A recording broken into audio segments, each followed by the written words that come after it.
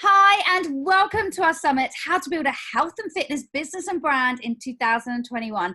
I'm your host, Katie Cannon, and we have the amazing Barbara Khozam with us today. Now, Barbara is a professional beach volleyballer, shall I say, previous, which she's going to share a little bit about her career in that, and is a customer service consultant.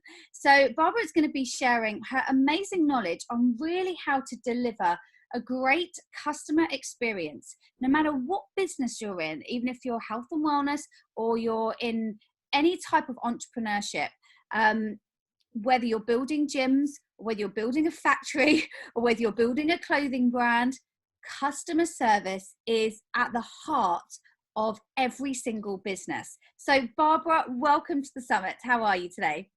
Thank you, Katie. I am super excited to be here today. Thank you for having me. Yay! You're welcome, my lovely. I feel your energy. I love your spirit. It's amazing. So let's get straight into it, because I want you to share, Barbara. I know you've got so much knowledge, and I want you to share some real actionable, tangible tips for our community that they can literally start putting into action. So what I'd love for you to start with is to share your very much the steps in a customer's journey when somebody very much comes into the customer comes into the business world, into their business. What do they do first? Well, you kind of just hit the nail on the head there, Katie. Is the first step, I think, is understanding the customer journey. So how does a customer find out about you? Do they Google you? If so, do you have online reviews? We might want to consider that. Do they go to your website? And if so, can they find your phone number? Do they know where you're located? Like those, each one of those is a customer touch point. And if we maximize and we make each touch point a positive one, we can make the overall experience a positive one. But if we want to break it down, it's really about the connection, the personal connection. Customer service is driven by the relationship, how we make the customer feel. So the first human touch point, whether it's on the phone, whether they walk in, if we can establish that connection, a relationship, then they have that positive feeling, then they'll remember us, talk about us, and come back. Absolutely. And I think it's also really important with that steps in your journey. It's not just about, and I was talking about this on another interview as well, because it relates to so many different aspects of building your business. Your journey, obviously, like you said, that touch point, when someone gets in touch with you, they will remember how you are. But it's also that customer journey of when they look at your website and they look at your social media, and then they speak to you, and you don't want to have your branding not reflecting your personality. That's right. Because then when they speak to you, they're going to think, this is a completely different person as I thought they might be. So that personal branding and that connection is super, super important. So what would you say would be let's say someone is brand spanking new to business, what would be now they're building out their brand and they're building out their service, what's the absolute critical number one first step that they need to think about? Regarding customer service, right? Yeah.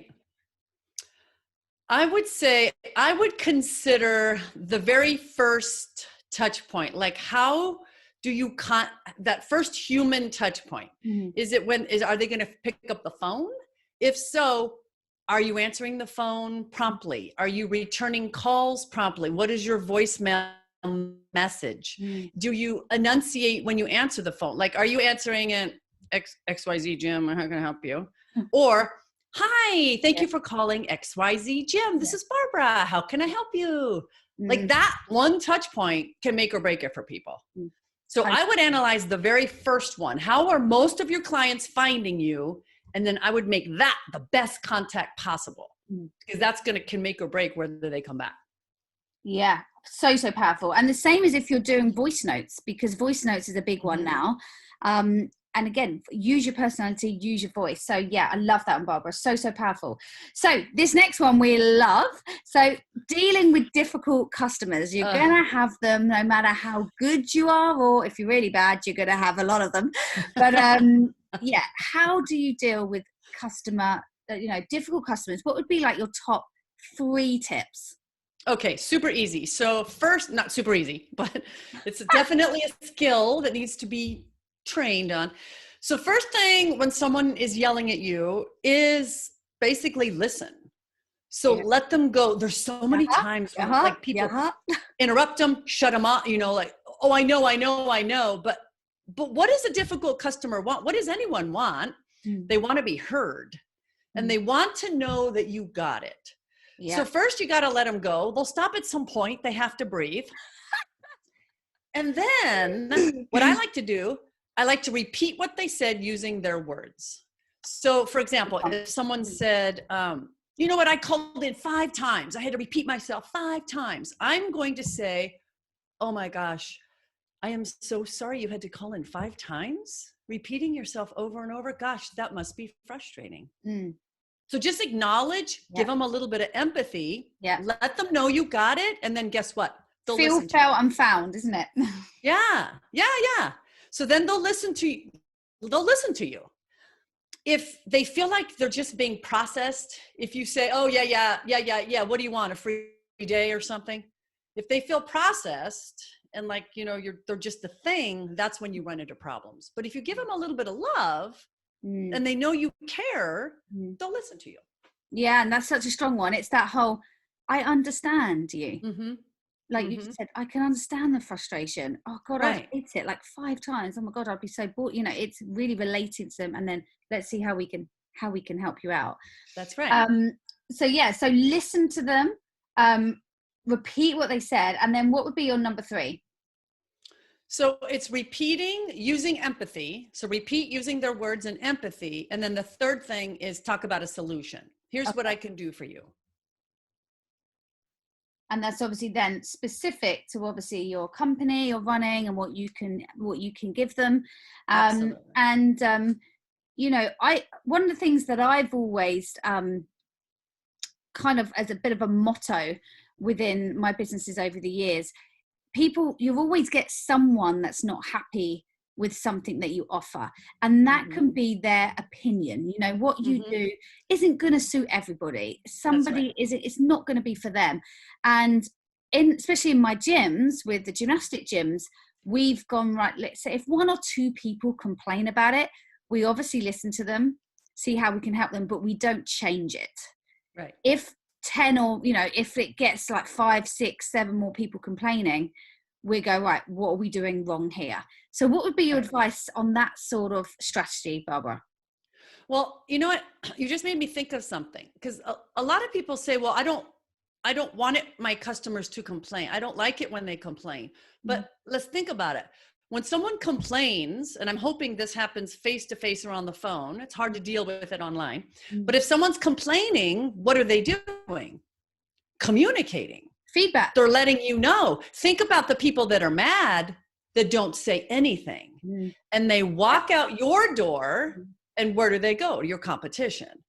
So I read a statistic, and it said that 82 to 95% of people, when we communicate with kindness, when we respond positively, we can turn around 82 to 95% of these people. 5% are going to be mad. 82 to 90%. Yeah.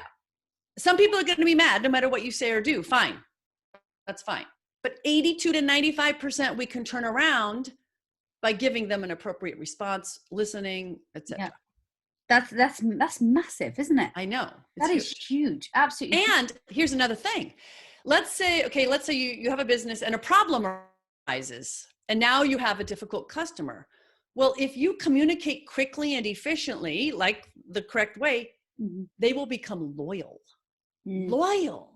Not just satisfied, but loyal. So it's okay to have a problem. If we apologize, we give them a solution right away, we can turn them around, and they love us for it. Exactly. And then it's like you've listened to them, like you said, you've helped them, and they just want to talk about you. And a really good thing on delivering good customer service is always ask, if someone's received good customer service and enjoyed your service. We went for a stage in the gyms having really bad reviews on like Google, it's not Google Ads, when, Google Maps, local services basically. Right. And it wasn't that we were horrendous at all. It's the fact that I paid no attention to it. I had no clue what reviews were on there, and it was just accumulated. The odd customer here and there over the last 10 years had built up. And it wasn't till I put some good intention into it, and I went to my customers and I asked them what they liked about our service. I mean, I went to the customers that I knew were going to be good, that'd be with me like 7-8 years to give me a good review. And I asked them, and then again, that's a really good way to get that customer service going, and ask them, what more can I do? What, are you happy with everything? That's correct. Any input? And then we got our Google rating from like a 2-star up to 5 within that's great. a month, because we just asked customers to give us a good review. So so moving on, so you've created some steps in your journey, you've dealt with the difficult customers, now we're dealing with some emotions. How do we do that, Barbara? Yeah, so take a deep breath. Everyone has emotions. This is a popular topic. I have a session, I have an all-day session, and it's all called Managing Emotions and Thriving Under Pressure, because especially nowadays, everyone's stressed out. Yeah. But really, the key is to separate, is kind of to segment. Like, for example, a difficult customer, they're not yelling at me. I mean, they're yelling at me, but it's not about me. And when you can change that mindset, instead of taking it personally, and you become curious, don't get furious, become curious, and start asking questions. Well, tell me more about your experience. What exactly happened? I really want to help you here. If you can separate yourself from it, you can get in control emotionally. But, sometimes they make it personal, and they say, you're an idiot, you're stupid, I hate your hair, whatever. You're like, don't put my hair into it. My hair's got nothing to do with this conversation. I don't have a problem with hair. Anyway, so sometimes just get a help, gosh, I can hear this is frustrating. Let me get someone else that can help you, because I know they can help you. Boom, and then get out. It's better to get out than to stay and say the wrong thing, right? Because, adrenaline and cortisol. And blah. Yeah. So sometimes you got to get out. Absolutely. And again, experience through the years we used to have not much online back in the day, of course, and not much booking systems, and everything was done through the phone. And I remember my manager at the time just saying, if someone's got a problem, they're going to have a problem. And sometimes you don't want them as a client, because you're like, if they've got a problem, the first thing, I know, I could almost select 2 or 3 names. I'm like, they're going to be a problem. And I actually gave my manager some advice on this. And I said, look, if they've been moaning at you and you've tried to help them and they're not having it, and they are holding you on the phone after 10 minutes and they're drowning you, literally, you've got my permission to say, look, I've really got to go now. I've tried to help you as best as possible. I'm going to follow up on an email. This is how we can solve the matter. Thank you so much for your time. And literally almost put the phone down, because otherwise they keep going and keep going. We don't have much of that anymore, because it's all done through automated, and they have to online submit. And we do have the option to call, of course, but you get a lot less of that. Because, Good. But that's perfect. That emotion, that emotion can, because it's depressing if someone's just going round and round at you. Well, what happens, if we think about it, what happens when we get emotional? Number one, our adrenaline increases, because we're going to fight or flee. Yeah. But at the same time, cortisol level increases, but cortisol dulls intellect. So when we are emotional, we don't think clearly. So we need to do something to lower the adrenaline, lower the cortisol, so we can have a more effective communication. So is it taking a break? Is it leaving the room, drinking out water? Yeah. Not wine, water. After every difficult customer, where's the bottle? That's right. Water is the answer. Yeah, my top point, that is what I recommend. Amazing, Barbara. So, so important skills. And, you know, this is something, it said if you're brand new, starting out, this is something you will develop. You will get more experience. Yes. You will, you know, your first difficult customer will probably, you will just want to hide under your desk and you won't want to reply to that email for a week. If not more, just delete it and move on. But you will get to that point. You're thinking of it like you're stretching that muscle. Every time you have to deal with that, you'll get better and better and better at it until you get to a point where it doesn't faze you anymore. Right. Because you know and you believe what you offer is the best of your ability, and you've tried to deliver the best service to them. So so really, really good points to put in your pocket for when the time comes, and to always go back to them and always review your customer service practices. Like every 6 months, every year, go back to what can you improve, what's working, what's not. It's always a moving process, isn't it, Barbara? Right. And I agree with what you said earlier. You said that you didn't know what your customers wanted. There's a statistic that says that 80% of companies think they provide great service, but only 8% of customers agree.